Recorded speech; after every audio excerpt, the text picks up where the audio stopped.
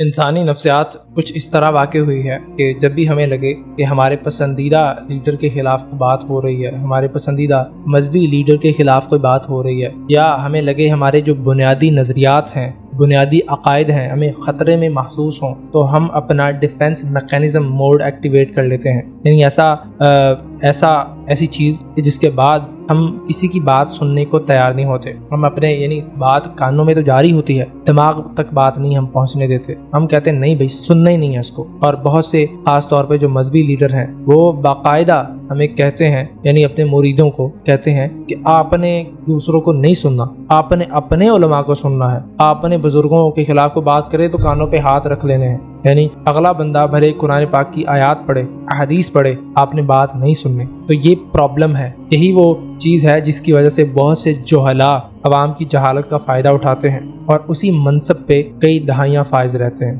ٹھیک ہے، اگر وہ مطلب پورا پراپر پلاننگ کے ساتھ کرتے ہیں کہ ان کو سننے نہیں دینا کسی اور کو، کیونکہ اگر سن لیا تو وہ ان کا سارا کھیل ختم ہو جائے گا، تو اس لیے وہ روکتے ہیں اور اسی لیے پھر ان پہ حکمرانی بھی کرتے ہیں، اور یہ سیاسی لیڈر بھی کرتے ہیں، اور مذہب میں تو بہت زیادہ ایسے ہوتا ہے۔ اسی طبقے کو اللہ تعالیٰ قرآن پاک میں سورہ الانعام میں فرماتے ہیں کہ بات تو وہی مانتے ہیں جو بات سنتے ہیں، اور جو نہیں سنتے یعنی جو مردے ہیں ان کو تو اللہ تعالیٰ قیامت والے دن ہی اٹھائے گا۔ یعنی یہ مفہوم ہے، تو اللہ تعالیٰ فرما رہے ہیں کہ جو بات نہیں سنتے وہ مردے ہیں۔ آپ کے سامنے ایک مردہ پڑا ہے، آپ اس سے ایکسپیکٹ نہیں کرتے کہ آپ کی بات سنیں، ٹھیک ہے، نہیں سنے گا، مر گیا ہے، دنیا سے چلا گیا ہے، یا کوئی جانور ہے وہ آپ کے سامنے ہے، جیسے سورہ الاعراف کی آیت نمبر 179 میں بھی آتا ہے، ٹھیک ہے، کہ اللہ تعالیٰ نے جہنم کو جنوں اور انسانوں سے بھر دے گا، کیونکہ اللہ تعالیٰ نے ان کو سننے کے لیے کان دیے تھے لیکن ان سے سنتے نہیں، یعنی جیسا سننا چاہیے تھا۔ وہاں پہ بھی یہ آتا ہے، اور فرمایا کہ وہ جانور ہیں، بلکہ اس سے بھی گئے گزرے۔ جانور سے تو توقع نہیں کی جاتی نا، انسانوں سے، زندہ انسانوں سے، جن کے پاس دل ہے،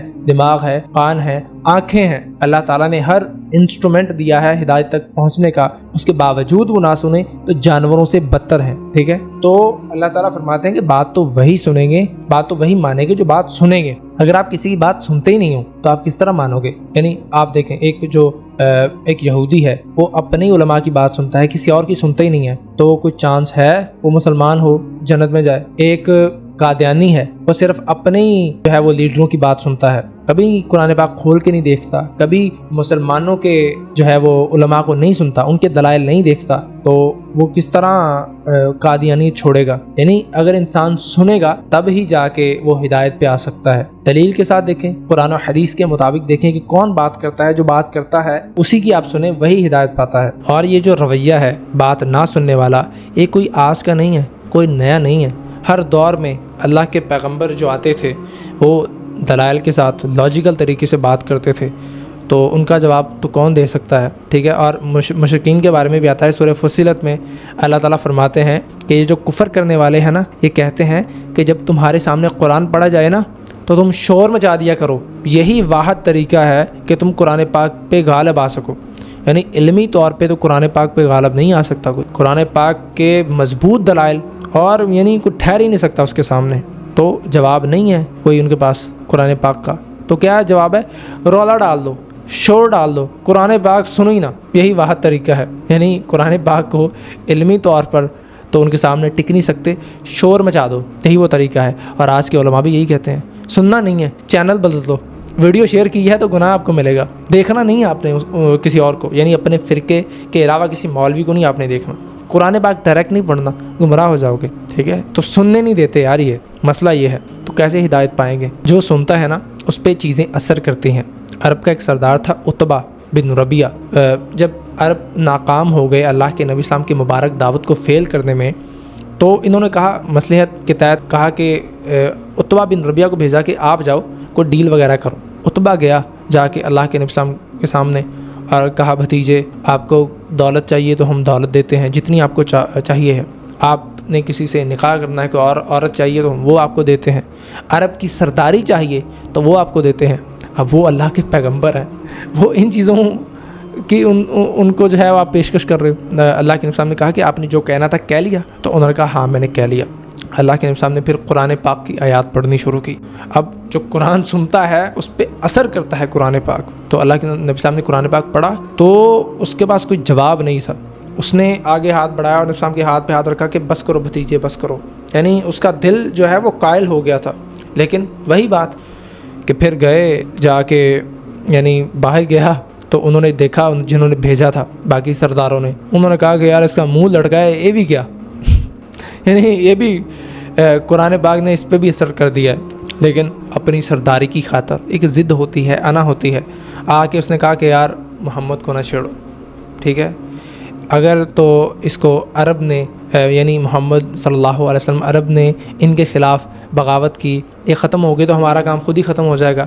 اور اگر انہوں نے فتح کر لیا سب کو جیسا یہ کہتے ہیں, یعنی اللہ کے نبی صاحب نے شروع میں کہہ دیا تھا کہ رومن اور پرشین امپائر الٹیں گے, ٹھیک ہے, تو جیسا یہ کہتے ہیں تو پھر یہ جیتیں گے تو ہم جیتیں گے, تو آپ ان کو نہ چھوڑ دو, ان کے جو کام کرتے رہنے دو. یعنی یار جو قرآن پاک سنتا ہے نا اس پہ اثر کرتا ہے, جو بات سنتا ہے وہ اثر لیتا ہے بات کا, جو نہیں سنتا وہ جانور ہے, جانوروں سے بھی گیا گزرا ہے. تو کبھی بھی آپ نے اپنے کان بند نہیں کرنے, اپنا دماغ بند نہیں کرنا, ہمیشہ سنتے رہنا ہے, دماغ کھول کے رکھنا ہے. سورہ یوسف میں بھی اللہ تعالیٰ فرماتے ہیں کہ جو نبی ہے اس کے ساتھی ہیں وہ پوری بصیرت کے ساتھ قرآن پاک پہ چلتے ہیں, پوری بصیرت کے ساتھ. قرآن پاک میں آتا ہے کہ جب لوگ وہاں پہ جائیں گے نا قیامت والے دن, تو جن کے لیڈروں نے, مذہبی لیڈروں نے, سیاسی لیڈروں نے ان کو گمراہ کیا تھا, ان کے بارے میں اللہ سے وہ شکایت کریں گے. وہ مرید, وہ ان کے چیلے, وہ شکایت کریں گے کہ اے اللہ یہ ہمارے لیڈروں نے ہمیں دنیا میں گمراہ کیا تھا.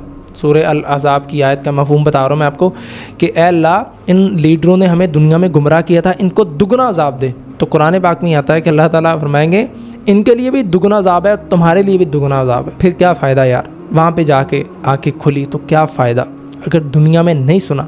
سورہ ملک میں بھی آتا ہے نا کہ جب سورہ ملک کی آیت نمبر 10 میں آتا ہے کہ وقالوا لو كنا نسمع او نعقل ما كنا في اصحاب السعير, کہ ہم سننے اور سمجھنے والے ہوتے تو ہم دوزخ والوں میں نہ ہوتے. یعنی وہاں پہ جو آپ نے جا کے کہنا ہے کہ یار ہم کاش دنیا میں سن لیتے تو ہم دوزخ میں نہ پڑتے. یعنی کوئی بھی فرقے والا ہے, کوئی بھی کافر ہے, اگر پیدا ہو گیا ہے کسی گھر تو اس کا قصور نہیں ہے نا, سنے گا حق بات پہ آئے گا.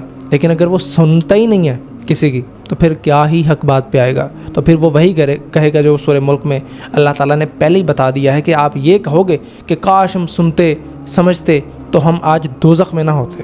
تو میرے بھائی کانوں کو بند نہیں کرنا, اپنی جو سننے کی اللہ تعالیٰ نے کوالٹی دی ہے اس کو کبھی ختم نہیں کرنا, ٹھیک ہے, اس کو ہمیشہ استعمال کرنا ہے اور قرآن و حدیث کے مطابق چلنا ہے اور حق بات تک پہنچنے کی کوشش کرتے رہنا ہے. قرآن پاک میں آتا ہے کہ وہاں پہ پہنچ کے جب جہنم کے کنارے بندے کھڑے ہوں گے تو کہیں گے کہ کاش ایک دفعہ ہمیں واپس بھیج دیا جائے. یعنی جہنم کے کنارے جب فائنل ہو جائے گا نا, سارا حساب و کتاب ہو جائے گا, تو کنارے پہ اب کھڑے ہیں, یہاں سے دوزخ میں گرنا ہے, تو وہاں پہ انسان کہے گا کہ کاش ہمیں ایک بار دنیا میں واپس بھیج دیا جائے. تو اللہ تعالیٰ فرمائے گا نہیں, اب نہیں بھیجنا. دنیا میں نقصان ہو جائے نا تو موقع ہوتے ہیں کہ ہم اس کو نقصان کی بھرپائی کر سکتے ہیں, دوبارہ وہ چیز حاصل کر سکتے ہیں. آخرت میں یار نقصان ہو گیا نا تو واپسی نہیں ہے. ایک ہی موقع ہے دنیا میں جنت کمانے کا, نہ کما سکے تو جہنم میں جائیں گے. تو خدا کے بندو کبھی بھی اپنی سننے والی کوالٹی کو ختم نہ کرو, ہمیشہ دوسروں کی بات سنو, ایٹ لیسٹ سنو. یہ نہیں کہتا مان لو, سنو, دلائل کے مطابق فیصلہ کرو کہ کون بندہ قرآن و حدیث کے مطابق بات کر رہا ہے. سبحان ربک رب العزت عما یصفون وسلام علی المرسلین والحمد للہ رب العالمین.